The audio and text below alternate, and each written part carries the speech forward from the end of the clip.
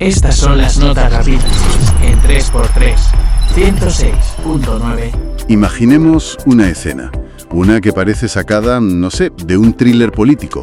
Un convoy de vehículos oficiales se detiene. Se baja una figura de alto perfil, Omar García Harfuch, pero no hay discursos ni cámaras, solo hay una tensión que se puede cortar con un cuchillo. Su objetivo, una jueza, en su propio despacho. Bueno, pues esto no es el inicio de una película, es el comienzo de un caso que, según las crónicas que manejamos, sacudió los cimientos del Poder Judicial en México. Hoy vamos a sumergirnos en los documentos y en los análisis que detallan esta historia para entender cómo la detención de una sola persona pudo destapar una red que operaba desde el mismísimo corazón del sistema. Exacto. Y lo fascinante aquí, que es lo que realmente destacan los análisis, no solo la acción, la parte trepidante que se narra, es lo que revela sobre la fragilidad de las instituciones. Vamos a ver cómo un caso, que empieza como un tema de corrupción, acaba siendo una lucha contra lo que las fuentes llaman un sistema paralelo. Un sistema al servicio del crimen organizado. Analizaremos las pruebas, el método, los riesgos, que fueron enormes, y qué implica desafiar a un poder que hasta ese momento se creía intocable. De acuerdo, pues vamos a empezar por el principio. Por el momento que lo detona todo. La detención. Las fuentes lo describen como una escena de poder puro. Harfuch se encuentra con la jueza en los pasillos de la fiscalía. Y la acusación es directa. Sin rodeos. Usted liberó a 4 sicarios del cártel de Jalisco, argumentando irregularidades inexistentes. Y le añade un dato demoledor. Sí. Para darle más peso, le informa de que 3 de ellos ya han sido abatidos después de volver a delinquir. Y la reacción de ella, según la crónica, es muy reveladora. Es una secuencia, vaya. Primero, la indignación, el orgullo herido. La jueza responde con la defensa clásica. Esto es un error, es un montaje político. Lo normal en estos casos, supongo. Claro. Pero esa fachada se derrumba enseguida. Cuando Harfuch le pone delante las pruebas preliminares, su actitud cambia por completo. El orgullo da paso al miedo. Y ahí es cuando suelta una frase que lo cambia todo. La llave de esta historia. Dice, si hablo, no saldré viva de aquí. Vaya, si hablo, no saldré viva de aquí. Esa frase es un punto de inflexión. ¿Por qué es tan importante? ¿Qué es lo que cambia ahí para los investigadores? Cambia absolutamente todo el enfoque. Hasta ese momento podían estar ante un caso de corrupción, grave sí, pero individual. Un soborno. Pero esa frase, si hablo, no saldré viva, esa no es la frase de alguien que ha aceptado un soborno. Claro. Es la frase de alguien que está bajo coacción, que forma parte de algo mucho más grande y peligroso. Ahí se dan cuenta de que no están tirando del hilo de una manzana podrida. Podrían estar ante el árbol entero, con unas raíces muy, muy profundas. Entiendo. La investigación pasa de corrupción a una posible conspiración criminal dentro del propio Poder Judicial. Ya no se trata de dinero, se trata de una amenaza de muerte. Y supongo que a partir de ahí la presión sobre ella aumenta. Aumenta y cede. Presionada, la jueza admite que no actuaba sola, que recibía órdenes de arriba. Y usa una expresión muy gráfica, de gente a la que no puedes tocar. Confirma que hay una estructura. Eso es. Y esto además se corrobora con las pruebas que ya tenían. No era un caso aislado, ¿eh? Los análisis previos ya habían detectado un patrón. Las fuentes hablan de más de 20 casos similares de liberaciones sospechosas, todas con argumentos técnicos muy débiles vinculadas a ella y a otros jueces. O sea que su confesión solo puso en palabras lo que los datos ya estaban gritando. Justo. Simplemente lo confirmó. Con esa confirmación supongo que el foco de la investigación se amplía drásticamente. Ya no buscan a una persona, sino a toda una red. Exactamente. Y aquí es donde los análisis financieros se vuelven cruciales. Entra en escena la unidad de inteligencia financiera y, según los documentos, no se limitan a buscar transferencias obvias de un criminal a un juez. Eso sería demasiado burdo. Demasiado fácil, ¿no? Claro. Lo que descubren es una arquitectura financiera muy sofisticada diseñada para ocultar los pagos. Espera, ¿a qué te refieres con arquitectura financiera sofisticada? ¿Cómo funcionaba eso? Pues mira, en lugar de pagos directos, utilizaban una red de testaferros. A menudo familiares, pero de tercer o cuarto grado, ¿sabes? Para triangular el dinero a través de múltiples cuentas y que el rastro se perdiera. Ah, vale. Pero la prueba más contundente que encuentran es una transferencia directa desde una empresa fachada en Guadalajara. Una empresa que la inteligencia ya tenía identificada como propiedad del cártel de Jalisco. Ahí está. El vínculo irrefutable. Ahí está. El dinero seguía un patrón muy claro. Cada vez que había una liberación de estas controvertidas, se registraba un flujo de dinero hacia esta red de cuentas. Era, vamos, un sistema de pago por servicio. Vale, ya tienen el método financiero. Pero, ¿y la estructura humana? ¿Cómo empiezan a ponerle nombres y apellidos a esas órdenes de arriba? El siguiente gran avance llega con la detención de otra figura clave. Un magistrado, Rivera, que era un superior jerárquico de la jueza. Otro pez gordo. Exacto. Con su detención, la pirámide empieza a tomar forma. Rivera, al verse acorralado, pues confiesa. Y describe con todo detalle cómo funcionaba el grupo. Habla de un colectivo de más de 10 magistrados en activo, jueces, exasesores, incluso un exsubsecretario del gobierno. Vaya tela. No era una cosa informal entonces. ¿Qué va? Era una organización con reglas. Según la confesión de Rivera, se reunían en secreto para, literalmente, subastar sentencias. Subastar sentencias. Sí. Fijaban precios. Dependía del perfil del acusado, de la importancia del caso para el cartel. Se repartían los clientes para no pisarse entre ellos. Y aquí está la clave que señalan las fuentes. No era solo corrupción para enriquecerse, que también. Era algo mucho más peligroso. La creación de un sistema judicial paralelo. Un sistema paralelo. Es decir, una judicatura en la sombra que no responde a la ley del Estado, sino a la lógica y a los intereses del crimen. O sea que convierten el sistema de justicia, que debería ser un escudo, en un arma para los delincuentes. Precisamente, un concepto aterrador. Y la cosa no se quedó ahí, ¿verdad? La investigación descubrió que el alcance era incluso mayor. Mucho mayor. El hallazgo definitivo que eleva el caso a otra dimensión es un fondo de inversión internacional con sede en Panamá. ¿Panamá? Panamá.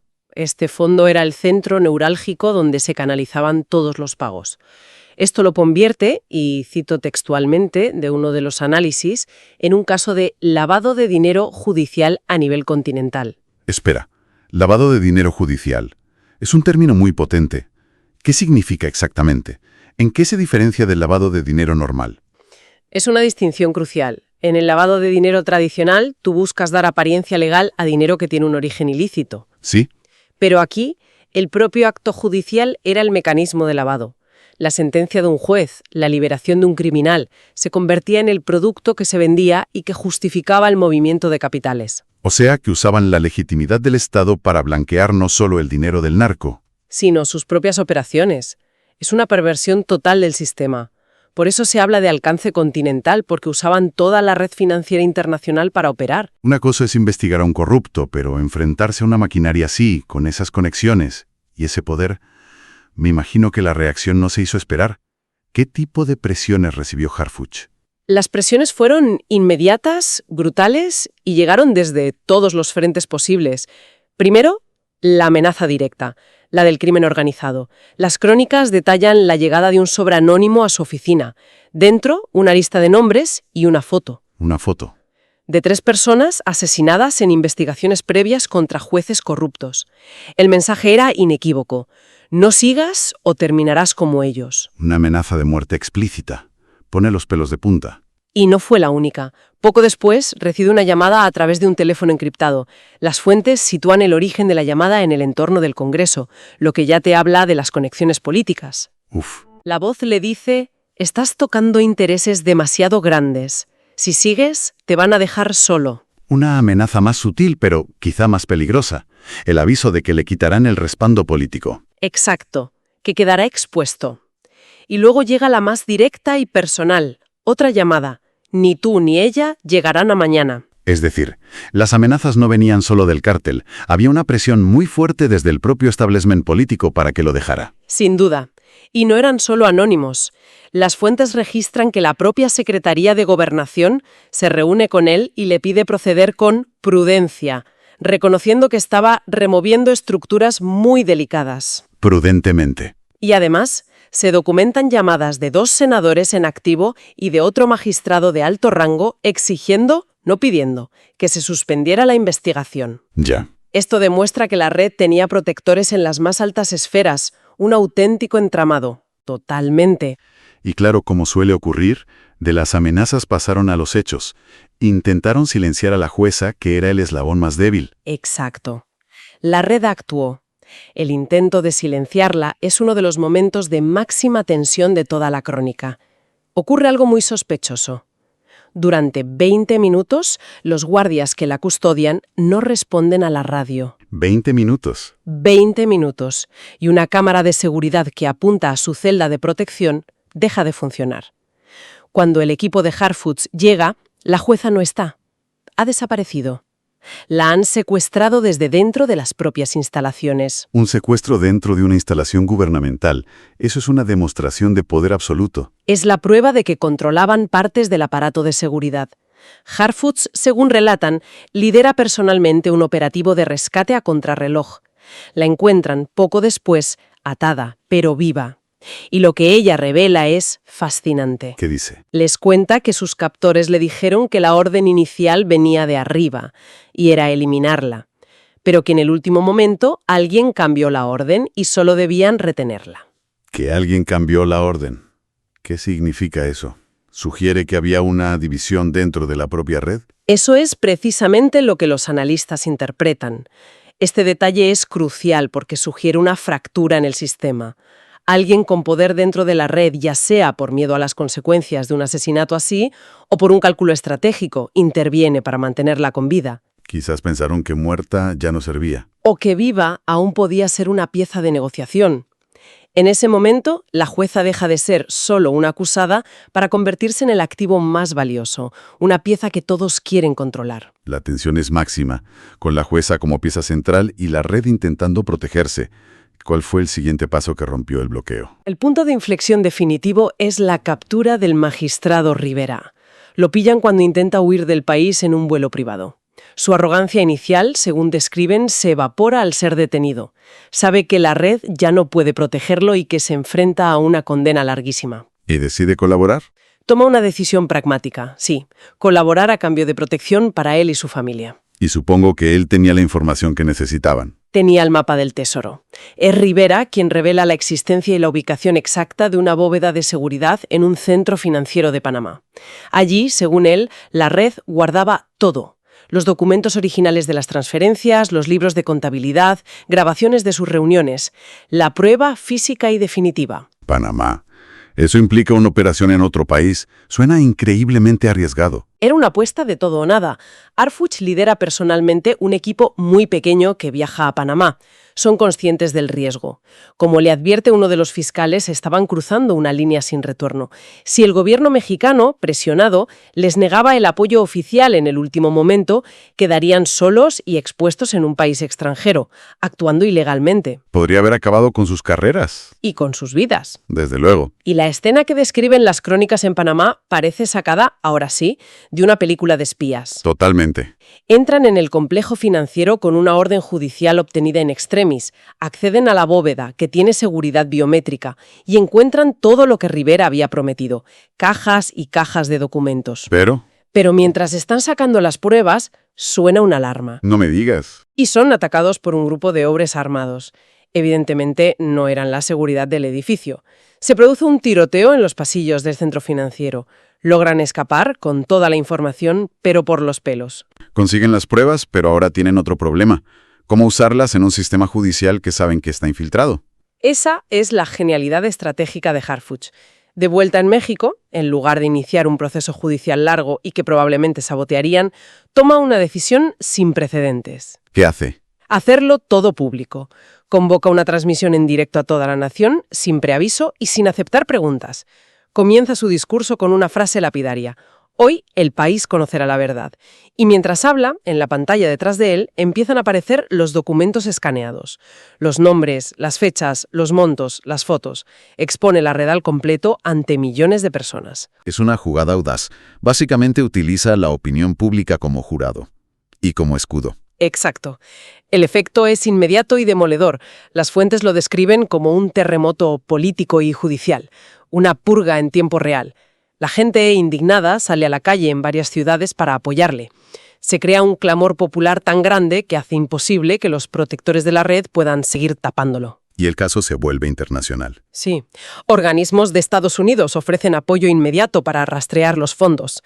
El chiringuito se les cae. Pero era de esperar que una red así no se rindiera sin dar un último golpe. Y fue el más desesperado. Mientras Harfuch sale del edificio para hablar con la multitud que se ha congregado para aclamarlo, su equipo de seguridad detecta algo. Un movimiento sospechoso en un edificio cercano. Un francotirador le está apuntando. Increíble. Un intento de asesinato a la vista de todos. Lo interceptan justo a tiempo. Y lo más impactante es lo que encuentran en el móvil del tirador. Un mensaje con la orden explícita. Ejecutar antes de medianoche. Confirmar con foto. Madre mía. Pero aquí viene el detalle que define al personaje, según la crónica. Le avisan por el auricular de que acaban de detener a un francotirador que iba a matarle. Y él, sin inmutarse, sin cambiar el gesto, continúa su discurso ante la multitud como si nada. ¿No dice nada? Nada. Simplemente termina su alocución con una frase rotunda que resuena con todo lo que ha pasado. Hoy demostramos que el poder puede mentir, pero no puede esconderse para siempre. Es una imagen potentísima. Y después de ese terremoto, ¿cuál fue el resultado final? ¿Se consiguió desmantelar la red? Según la información de las fuentes, sí. El caso termina con la jueza original convertida en testigo protegido y, reubicada fuera del país por su seguridad. La revelación pública desencadena una cascada de detenciones que desmantelan la cúpula de esa red. Políticamente, el coste de defenderlo se había vuelto demasiado alto. Harfuch demostró que era posible. Demostró que era posible desafiar y vencer a esa estructura que parecía omnipotente. Al final, cuando uno revisa todos estos materiales, se da cuenta de que esta crónica no es solo la historia de una investigación policial exitosa. Es el relato de un enfrentamiento directo, casi existencial, contra un sistema que había secuestrado la propia idea de justicia. Totalmente. Y eso nos deja con una reflexión final que se desprende de todos estos análisis. Las fuentes narran una victoria clara contra una red de corrupción muy específica, pero al mismo tiempo plantean una pregunta mucho más profunda y universal, diría yo. Cuando las instituciones que están diseñadas para proteger a la sociedad son precisamente las que la traicionan desde dentro, ¿qué hace falta realmente para restaurar la confianza perdida?